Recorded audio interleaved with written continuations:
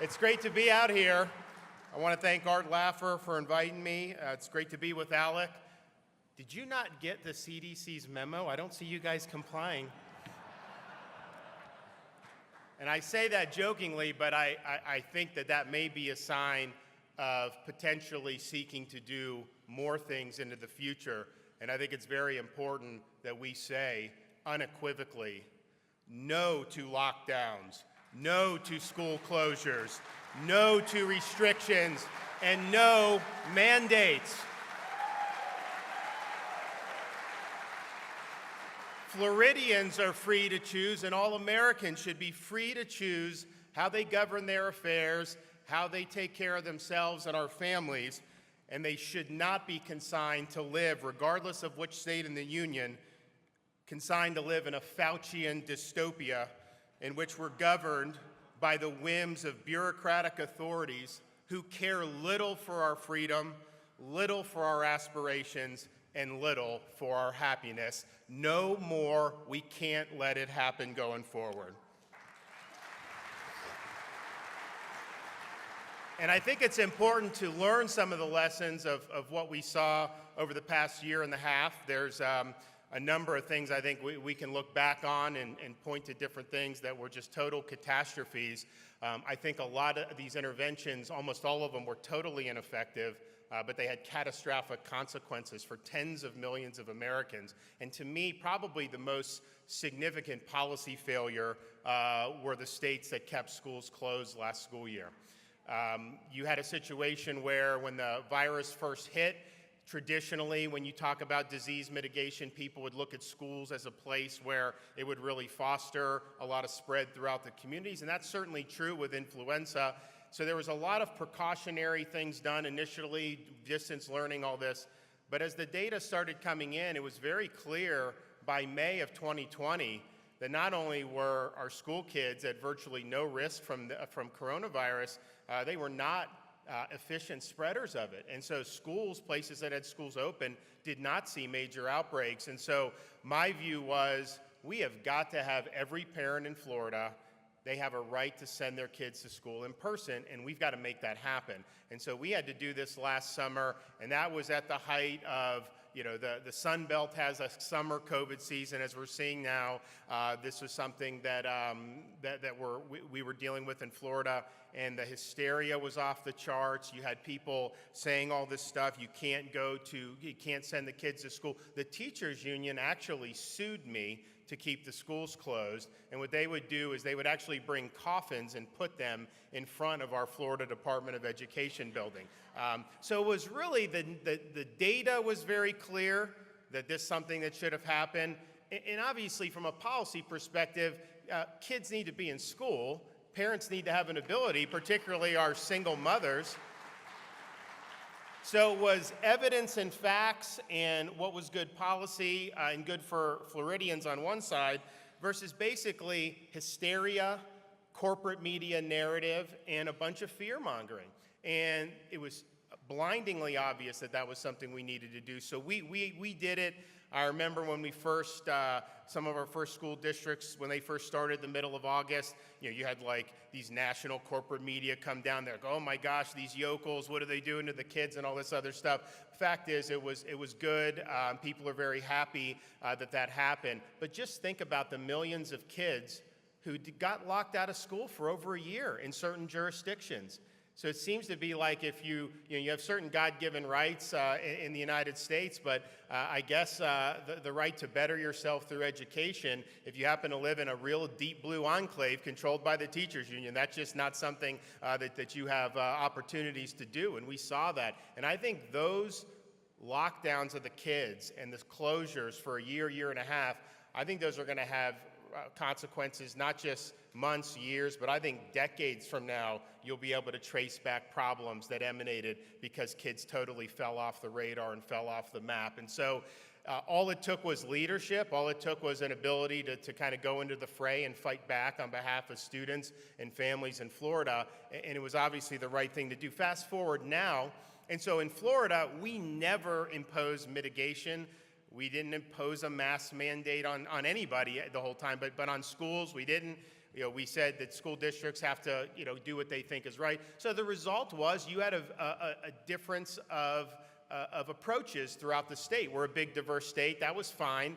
And I can tell you, regardless of the approach, for those school districts that did not have masks, or private schools or charter schools that didn't have masks, there was no statistically significant difference in the outcome versus the ones that did more intensive mitigation and made the kids wear masks. And so here we are now, and the CDC is saying every single person in a school needs to wear a mask all day, even if you're vaccinated, even if you've recovered from COVID, which, by the way, you are immune if you've recovered from COVID. CDC doesn't admit that, but it's true. And so in Florida, our view is this is a decision that the parents can make about what's best for their kids. If the parent really believes that that would be better for their kid, I'm not going to prevent them from doing that if that's what they want. But that should not be imposed on all parents and all students, and it's not healthy for these students to be sitting there all day, 6-year-old kids in kindergarten, covered in masks. So this is going to be something where I think you're going to continue to have the unions and the CDC, and they're basically one and the same right now. They work in tandem, and they're going to be trying to do this. And I fear that they're trying to set up additional school closures because as the season changes, you'll start to see more, quote, COVID cases in northern places and areas where they have more of a foothold.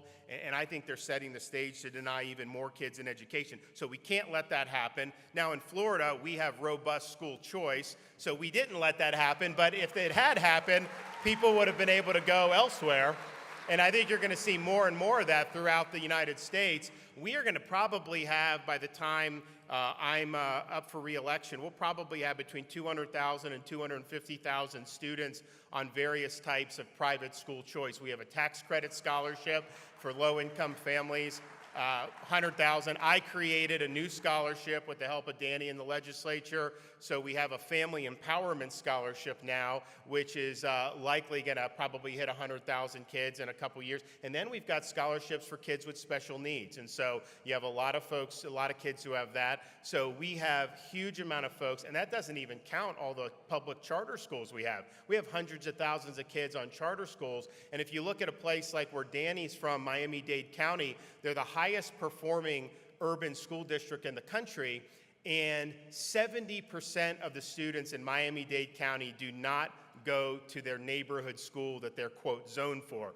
They either go on private scholarship somewhere, public charter somewhere, and then school choice within the school district as well. And I think the result has been students are in the best environment for them, and the performance speaks for itself. They're number one in the country, so we're proud of them for that.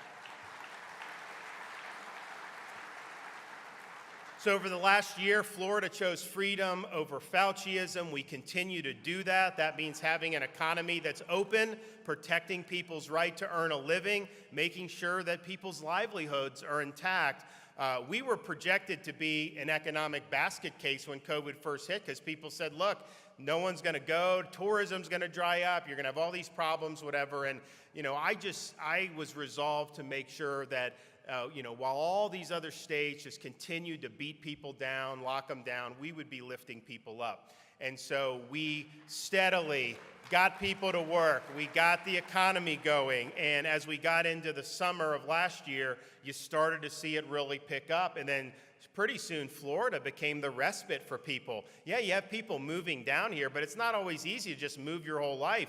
But if people needed to escape lockdowns, they came and stayed in Florida for 2 or 3 weeks, and that just became the norm, and I'd run into people all the time doing that. So the result was our unemployment rate throughout the balance of the pandemic was significantly less than the national average, and almost half of what it was in some of the big-time lockdown states like California and New York and some of those. And that means huge for these families and for their livelihoods, and yes, for their health as well, because people are destitute, they lose their job, their health sinks too. So it's not just dollars and cents, it's about physical, mental health, and it's about the pursuit of happiness. So we're glad just this last month we added 70,000 additional private sector jobs, partially because we removed the additional unemployment payment and incentivized people to get back to work.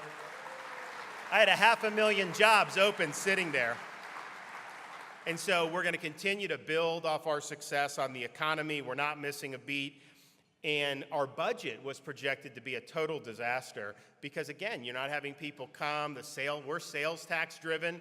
It's not like California where the tech companies pay all the tax. Like we do a lot of people based on tourism and whatnot. And so we were projected with a major hole. I vetoed $1 billion out of the budget, which was the most vetoes in the history of Florida to do that.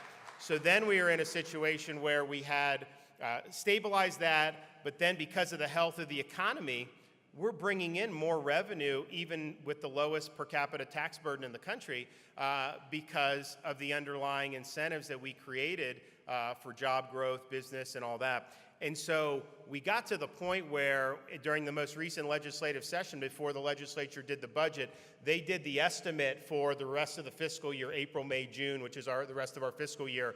And this is real-time estimate, and yet we were coming in $800 million above estimate for April, $500 million above for May, I think $700 million for June. So just in the last 3 months of the fiscal year, we took in $2 billion above estimate, and we have the healthiest reserves that we've ever had as a state. And throughout the entire COVID pandemic, I never touched one penny from the state's rainy day fund, and in fact, we've been able to add to the rainy day fund. So we're well positioned going forward.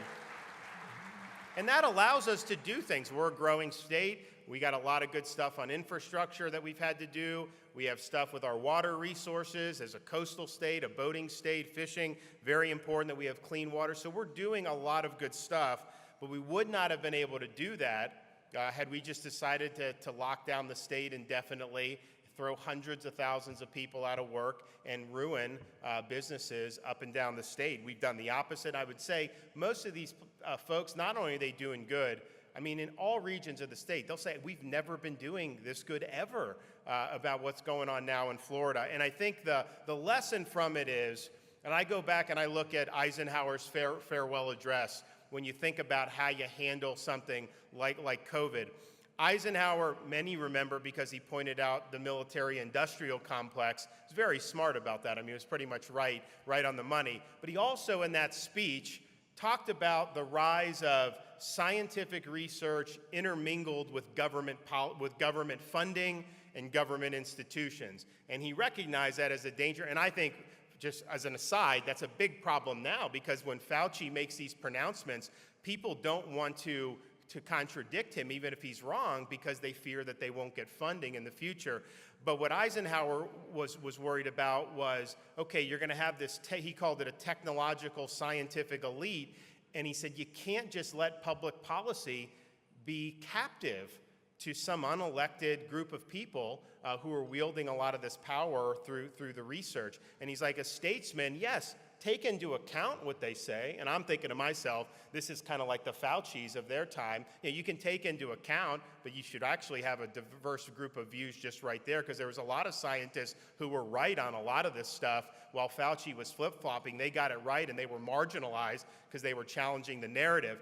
But Eisenhower said, you got to look at all these other factors, and the job of the statesman is to harmonize that, and you can't just let one group of people hijack policy to the exclusion of every other consideration in society. And I think some of those states did that. They made this bizarre pursuit of having COVID disappear, which was never in the cards, was not going to happen, their goal, and they left a lot of destruction in their wake. And so I think you need to see the big picture. I think Eisenhower was right, and that's what we did in Florida, and that's what we're going to continue to do in Florida in the battles ahead. And so I thank you all for your involvement. I thank you for fighting on behalf of freedom. There's a lot of work to be done to defend federalism. We've tangled with the Biden administration on a number of occasions. We beat them in court on the CDC shutting down the cruise lines and forcing vaccine passports.